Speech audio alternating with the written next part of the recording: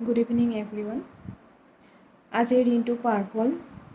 আজিৰ দিনটোৰ অভিজ্ঞতা বুলি ক'বলৈ হ'লে মোৰ অভিজ্ঞতাৰ পেজটো আপোনালোকক জনাবলৈ বিচাৰিছোঁ যে মানুহ হৈছে সকলো জীৱৰ শ্ৰেষ্ঠতম জীৱ আৰু আটাইতকৈ বুদ্ধিয়ক জীৱ, যিয়ে নিজৰ ইচ্ছাত সকলো কাম কৰিব পাৰে আৰু সকলোকে নিজৰ হাতৰ আঙুলিত নচুৱাবও পাৰে আৰু নিজেও নাচিব পাৰে।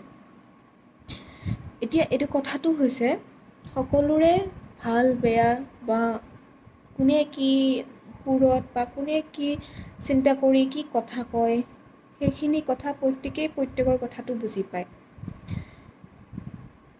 কাৰণ ইমানো আনজন মূৰ্খ বা বুৰ্বক নহয় যে যিজন কওঁতাজনে কি আচৰণ লৈ বা কি মনোভাৱ লৈ কৈছে এই কথাটো বুজি নাপাব।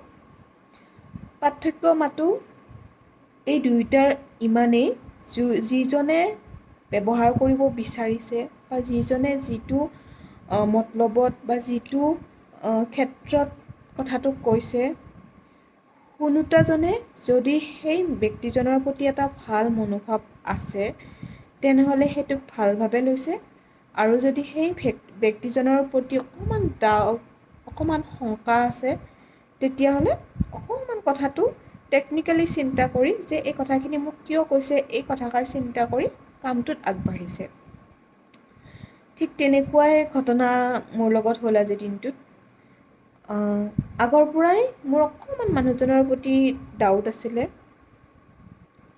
মই প্ৰায় চাই থাকোঁ, প্ৰতিটো ক্ষণত প্ৰতিটো সময়ত মই অকণমান যেনেকৈ যিটো হয় বা যি কথাই কয় মই অকণমান ন'টিচ কৰি থাকোঁ। তেনেকৈ চলি গৈ থাকিল। তাকে হঠাৎ আজি এটা কথা গম পালোঁ। গম পাই মেলি তাকে ভাবিছোঁ, তাৰমানে মই যিটো ন'টিচ কৰিছোঁ বা মোৰ যিটো শংকা আছিল সেইটো একচুৱেলি ভুল নাছিলে, কিন্তু মানুহজনৰ প্ৰতি মোৰ এটা সন্মান আছিল কাৰণে সেই বস্তুটোক মই মনে মনে থাকোঁ বা যিটো হয় সেইটো ৰেচপেক্ট কৰি আগুৱাই যাওঁ। কিন্তু কওঁতাজনে যিটো স্বাৰ্থত কয় বা যিটো স্বাৰ্থত বেলেগক হতুৱাই কোৱাই কথাটো,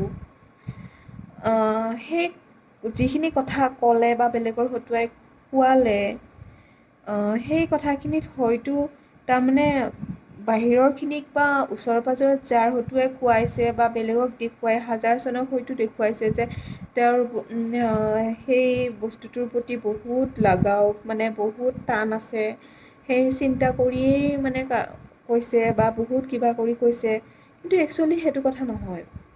কাৰোবাৰ প্ৰতি মানুহৰ এটা সৰু বেয়া পোৱা ভাৱেই হওক বা হিংসা ভাৱেই থাকে, যিটোৰ কাৰণে এই চিটুৱেশ্যনবোৰ ক্ৰিয়েট হয়। আৰু যিটো ক্ৰিয়েট কৰিছে মই সেইটো চাই আছোঁ, উপযুক্ত সময়ত মই এটা উপযুক্ত উত্তৰ দিম বুলি ভাবি আছোঁ। সেইকাৰণে বৰ্তমান মনে মনে আছোঁ, সময়ত সঠিক উত্তৰ পাব। Thank U.